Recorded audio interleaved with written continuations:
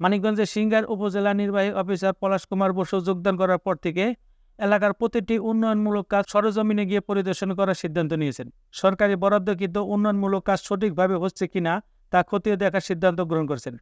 সেই মোতাবেক তিনি বিভিন্ন সময়ে বিভিন্ন ইউনিয়নে গিয়ে সরকারি বরাদ্দকৃত অর্থের উন্নয়নমূলক কাজগুলো পরিদর্শন করছেন। এরই ধারাবাহিকতায় গত 17 মার্চ রবিবার দুপুর থেকে বিকাল পর্যন্ত উপজেলার 11 নং চান্দর ইউনিয়ন পরিষদের বিভিন্ন উন্নয়নমূলক রাস্তা, বাজার, ঘাট পরিদর্শন করেন। এ সময় তার সাথে ছিলেন ইউপি চেয়ারম্যান শওকত হোসেন বাদল, ইউপি সদস্য কলিম উদ্দিন, ইউপি সদস্য মামুন, মোহাম্মদ সালাউদ্দিন, মোহাম্মদ রেজাউল করিম রাজা প্রমুখ। এ সময় ইউনো চান্দর ইউনিয়নের বেশ কয়েকটি উন্নয়নমূলক কাজ পরিদর্শন করেন।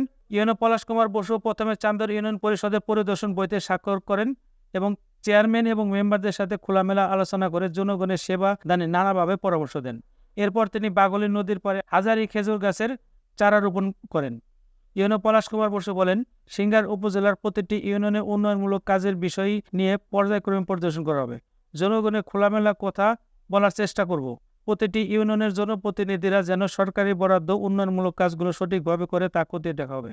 আমি চাই চেয়ারম্যান মেম্বাররা সাধারণ জনগণের সাথে মিলেমিশে কাজ করবেন। তাদের কাছ থেকে সে আশা প্রত্যাশা করছি।